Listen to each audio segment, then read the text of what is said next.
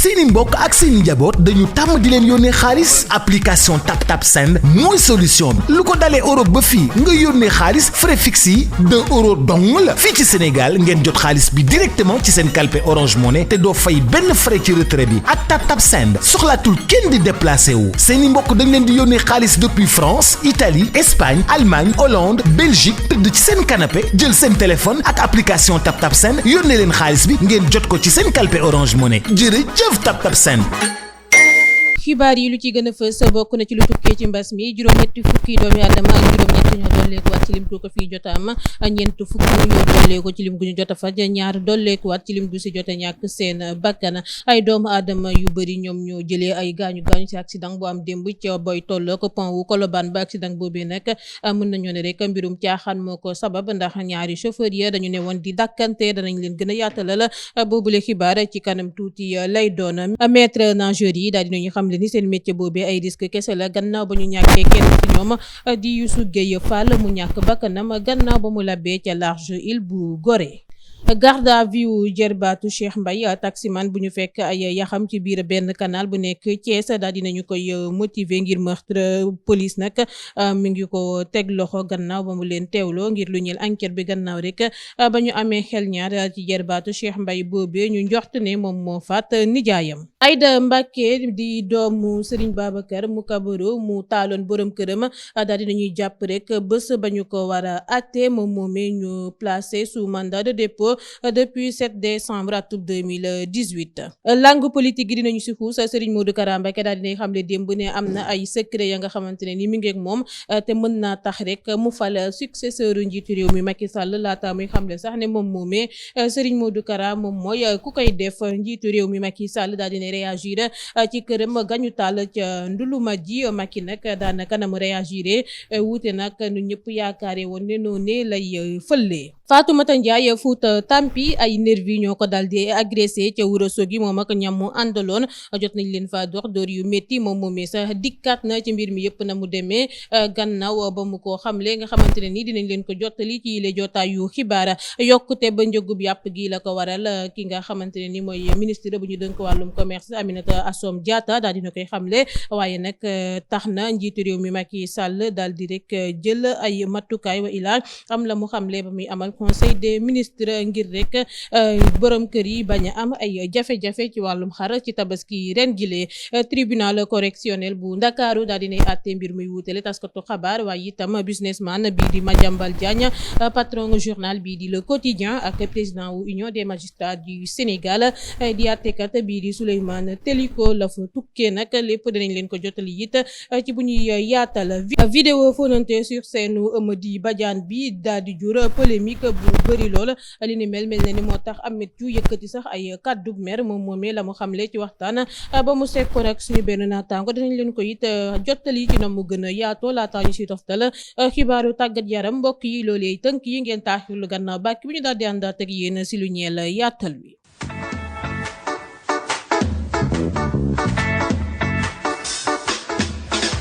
mu ngoog maa ngi leen di nuyu bu baax a baax yéen ñuy teewlu Dakar Buzz ngir taataan seen ay xibaar yu weex te wër na ma leen ko diggee laa koy dal di defee mbas mi la ñu koy dooree tey junney doomi aadama ak ñetti téeméer ak ñeent fukk ak juróom-ñaar la ñu dal di testé juróom-ñeent fukk ak juróom-ñett ñoo ca amee coronavirus bi ñeent fukk ak benn yi dañu leen wàll ñeent fukk ak juróom-ñaar yi di ay cas communautaire ñeent fukki doomi aadama faj nañ leen ba ñu wër dolleeku ci lim gu ñu jotoon a faj juróom-benn ca ña amee tawat wa sonn nañu ba ñu nga sauvetage am na ñaari doomi aadama yu ñàkkat seen bakkan ci mbas mile nga xam ne ba mu ñu ganesee ba jamono ji may wax ak yéen ñeent fukki junne doomi aadama ak ñaar téeméer ak juróom-benn ñoo ko fi jota amee si ñoom ñooñee ñeent fukki junne doomi aadama ak juróom-ñaar téeméer ak juróom-ñaar faj nañ leen ba ñu wër junne doomi aadama ak téeméer ak juróom fukk ak juróom-ñett ñoo si jota ñàkk seen bakkan fi mu ne nii ñetti téeméeri doomi aadama ak ñeent fukk ñoo amee coronavirus bi ñu leen si traité si suñu réew mi di Sénégal. ay doomu aadama yu bëri ñoo jëlee ay gaañu ci accident bu am niki démb ci booy tolloo ko pont wu Colobane bi ñenn ñi sax ay gaañu yu garaaw loolu lañu ko daal di jëlee doxalin bu tegginewul ba dawalkatu ba benn car rapide ak benn njàgganjaay moo sabab li ni mel ba tax ñu yóbbu ñu bëri ca hôpital démb ci àllarba gi chauffeur yooyee ku si nekk yeboon ay client ba fees dañoo nekkoon di dakkante ca kaw taliba ci noonu la ñu mujjee def choc ci booy tolloog pont wu Colobane passager yu bëri jëlee si ay gaañu yu graaw lool sapeur pompier yof demoon nag ci guddi gi ñoo évacué sax ñu nekkoon ci anam bu gën a doy waar. waajur bu góoru Abdou Faye di ka nga xamante ne ni moom la ñu ne moo xaru ak njàmpe ca commissariat central bu Ndakaaru mësuñoo nangu gëm ne li ni mel noonu la demee donte résultat autopsie bi sax daal dëggal wàllum xaru gi teewul ay waajur Abdou Faye ne li ni mel daal doonul lu leen convaincre si noonu sax la Pape Ali Faye di xam leen ni ba mu tiimee doomam ja ca morgue ba gisul si moom lenn luy wane ne kii nit ku xaru la ndaxte gisul buum bu marqué ci baatam rawatina ay loxoom wuuteeg loolee kay Pape Ali nee na daa fekk rek jëbi ak boppam bi toj di la nga xamante ne ni sax dafa teey xelam. fajkat bii di Momar Silla dëkk Thiaroye daal dinañu koy àtte talaata fukki fan ak juróom ci weeru juin atum 2021 bi ñu nekk ca tribunal des flagrants délits bu Ndakaaru gannaaw ba ñu ko placé sous mandat de dépôt depuis fukki fan ak benn ci weeru juin atum 2021 moom moomee ñuy toppee escroquerie ak charlatanisme juróom benn weeru kaso la yoon dal di gàcc ci ndoddam Momar Silla moomee nag benn commerçante bu ñuy wax Ndeye Jojo Gueye nekk ca marché HLM moo doon sàkku ci moom ngir mu defal ko bayre waaye moom moomee deful rek lu dul dóor ko lu toll ko juróomi million ci suñuy koppar. ndaw yaa ngi woy di lab ci géeju Ndakaaru yi ca plage bu Bessayaawo sax daal dinañu fay sauver benn ndaw bu doon lab gannaaw ba mu amee ñu bëri ñu ñàkk seen bakkan ci différentes plages yi depuis ndorteelu weeru mai atum 2021 bi lee li ni mel nag tax na ba kuréel gi nga xamante ne moo ëmb maître nageur yu si réew mi ak sauveteur de plage yi woote ab janook taskatu xabaar yi démb ci àllarba gi ca plage bu Bessayaawo bu Yoff ay responsable plage yu nekk Dakar yëpp nag ñoo ngi woon ci boobu leen ndaje ak tamit autorité municipale yeeg sapeur pompier yi ñu dal di waxtaane lii di xew ci plage yi te vacances yi dooragul. maître nageur yi daal dina ñuy xamle ni métier ba ñuy def ay risque kese la gannaaw ba ñu ñàkkee sax kenn si ñoom di wuyoo si turu ba Youssou Gueye Fall mu ñàkk bakkanam gannaaw ba mu labee ca large île bu Gorée buteyu eeram nag moom moo jeex tàkk àllarba fukki fan ak juróom benn si weeru juin atum 2021 bu ñu sukkandikoo ci Pape Makhtar Lay Fall alias Maxu Lébu gi Youssou nag tey ci alxames gi ba 15h jotee maanaam ñetti waxtu si bëccëg la ñu ko denc équipe Dakar Buzz yëpp ñoo ngi koy jàll plongeur yu si Sénégal gi yëpp tey ñaanal ku dem yàlla xare ko ca aljana. ma junj leen ko ci bopp xibaar yi garde à vue jarbaatu Cheikh Mbaye di taximan bu ñu fekk ay yaxam ci biir benn canal bu nekk Thiès daal dinañu koy motiver ngir meurtre police nag gannaaw ba mu teewloo soxna bu Cheikh Mbaye doomam bu góor ak surtout jarbaatam bi nga xam ne jubawuñu woon police daatee jarbaatam boobee ngir wàllum enquête bi fi mu ne nii nag ñoo ngi koy viser ngir meurtre ay mbir ya nga xam ne nii sax ku ñàkk bakkanam moo ko moom fekk nañu kook jarbaatam boobee nga xam ne nañu waatoon na si kanamu ab seede ne dina rek jël bakkanu nijaayam boobee benn bés ba xam ndax la mu doon wax loolee la dal di jëfee enquête bi nag dinañu ko leeralal ci fàttali altine ba leen ñu génn la ñu gis lu des ci néewu ba taximan bii di Cheikh Mbaye ci benn canal ONAS ca quartier Diamaguène. ba tey ngeen di taataan xibaar yi ci Dakar Buzz. Aïda Mbacké di doomu Serigne Babacar Moukabaro mu taaloon borom këram juróom-ñaari fan ci weeru sulet la ñu koy dal di àtte ñu inculpé ko ba noppi placé ko sous mandat de dépôt depuis juróom-ñaari fan ci weeru décembre atum 2018 ca maison d'arrêt bu ñu jagleel soxna yi ca diwaanu Liberté 6 ngir lu mu faat borom këram bi di Khadim Diop soxna si daal dinañu koy renvoyé ca kanamu chambre criminelle bu Ndakaaru bu ñu sukkandikoo ci Les Échos moom moomee sax démb ci àllarba gi la waroon comparaître waaye nag ci sàkkuteefu ba ay avocat wam dossier boobee dañu ko renvoyé ci kanamu magistrat instructeur bi nag Aïda Mbacké daal dinay rëccu sax boobulee jëf mu def. politique Cheikh Modou Kara Mbacké daal dinay xamle démb ci àllarba gi ne mi ngi ak ay secret yi nga xamante ne ni mooy mën a tax mu fal successeur njiitu réew mi Macky Sall ci bopp réew mi ci ab tukkib nemmeeku bu mu amal ONG Universal Auto nag la guide religieux bi daal di xamle ni moom mooy fal successeur njiitu réew mi Macky Sall. njiitu réew mi Macky Sall daal dinay réagir ci këram ga ñu taal ca Ndoulouma ji Macky nag daal dinay jéggalu ba noppi diggée ni dina dalal waajuram ya fa nekk Matam gannaaw ba mu xam leen ni yëg na ni ay waajuram yu nekk Ndoulouma ji di village bu waajuram bu góor sokkee ko dañu mer ndax la mu fa jaarul si noonu Macky ne comprendre na nag seen nakar ndax dëgg la ni benn parti ci moom Ndoulouma ji la jógee donte 75% maanaam téeméer boo jël juróom-ñaar fukk ak juróom yam ya yëpp ngi juloon la ba loolu weesoo nag la ne dina dalal waajuram yu nekk ca village boobee waajuram bu góor sokkee ko ca Matam ngir xamal leen ni rëccu na la mu fa jaarul waaye itam sottante xalaat ak ñoom. ba tey ci tournée économique njiitu réew mi Macky Sall ak bile yoon accident auto ba Abdoulaye Mbaye Peex duggoon ak baara dolli gannaaw ba ñu ci jëlee ay gaañu Mbaye Peex gënoon see méttile ba taxoon ñu évacuer leen woon ca hôpital ba leen gën a jege njiitu réew mi Macky Sall daal dina leen di seeti la koy firndeel sa bokk na ci seen photo ya ñu fa jot a jël bokk si boobee ngeen di gis ci écran bi. njiitu réew mi Macky Sall daal dinay xamle àllarba ci ba muy amal conseil des ministres ne daa jël décision di jox fukki junne weer wu yàlla sàkk dalee ko benn fan ci weeru sulet atum 2021 chef de village yi nga xam ne ni ay véritable relais de proximité lañu ngir administration bi ba loolu weesoo la njiitu réew mi sàkku sax ci ministre de l'intérieur ngir mu veiller ci nomination régulière chef de village yi waaye itam renforcer seen statut. ma junj leen ko ci bopp xibaar yi Fatoumata Ndiaye Fouta Tampi la ay nervi dal di agressé ca Ourossogui dóor ko ak ñamu àndaloon gaañ ko xotti ay yéreem ci kanamu gendarme yi ak waa BIP du samay kàddu moom si boppam moo ko xamle doomu Fouta bi nag nee na dañoo génn waa APR di jàll ñu taxaw ci tali bi sàndiwuñu xeer defuñu dara lu dul yor seeni ay morceau yu xonk ak seeni ay t-shirt di naan Fouta Tampi ci noonu nag nee na nervi ya ñëw dóor leen def leen lu leen neex gendarme yi ak waa BIP taxaw di seetaan réagir ñu benn yoon Fatoumata Ndiaye Fouta Tampi nee na si noonu la ko garde du corps am sax rawalee ci benn kër waaye teewul nervi dañoo wéy di koy wër ca dëkk ba. Moustapha Niass daal dinay xamle bés ba muy jël la mu am dal di dem yoonam ci janook taskatu xabaar ga mu woote ni ki démb ci àllarba gi la Moustapha Niass dal di xamle ni dina delloo poste ba secrétaire général de l'Alliance des forces de progrès ñu naan ko AFP ci gàttal nee na nag ci trimestre bu njëkkub atub 2022 buy ñëw rek la ko fas yéene def. ca émission faram fàccee bu ñuy amal ca télévision Futur Média la Mame Mbaye Niang delloo di xamle ni la mu waxoon ci Idrissa Seck yëpp ci wàllum luubal alalub réew mi moo ko wax te ba tey rek jógu ca ndaxte dafa am la ko ca leer nañ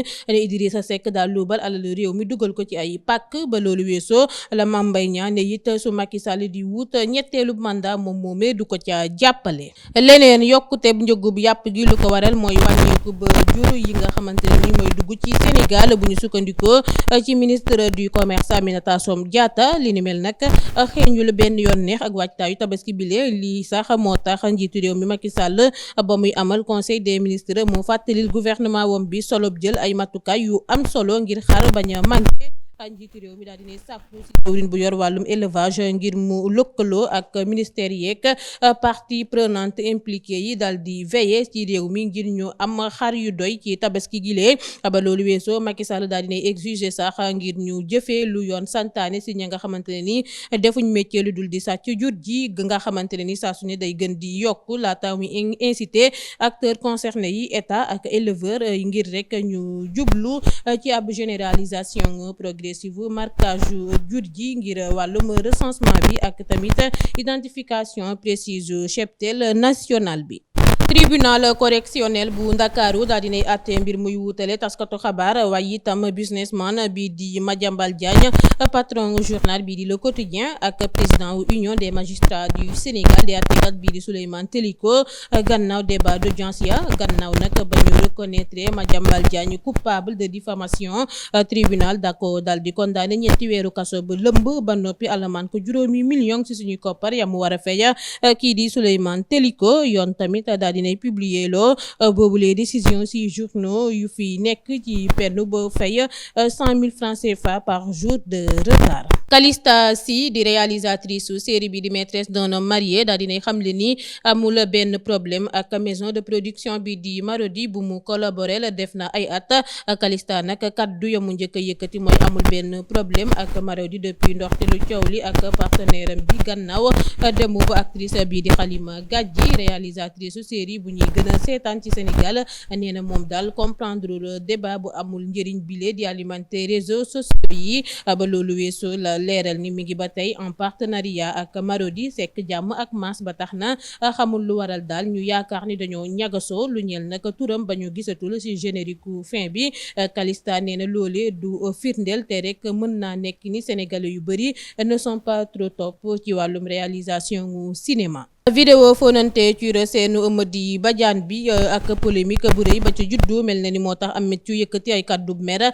ci ab waxtaan ba mu sekkoon nag suñu benn naataango la daal di xamle ni ñoom dañoo ñëw si fecc boole si loo xamante ne ni dafa tax gentleman yëpp bëgg leen ci seen comportement colin wi ci kaw seen ak sax waxin beek jëfin bi ndax bu njëkk bu ñu le woon bëree te ca kaw seen da ngay xam ne rek góoru yàlla la ñu ba tey ñu nekk si ay kilifa laata muy naan nag génération bu ñëw jamono ji ñu soppiwaat li nga xamante ne moo di style bi tuuti ndaxte ñoom seen comportement ci wàllum fecc nekkul woon ay màcc tuñ wa ila def yenn affaire yi ndax ñoom bu ñu yéegoon ci kaw seen dañu doon sañse lu rafet wone fulla ak fayda def yëfu góor dem ñibbi ci fulla ak fayda di lu boy yi jëfeewul jamono ji ba loolu weesoo la addu ci image boobee tax ñu leen di tuumal sax yéen sax ay borom ñaari tur ak yi ni mel dal di ne moom Mouhamed la tudd di julli te nekk tamit murid te góor bu waxul sax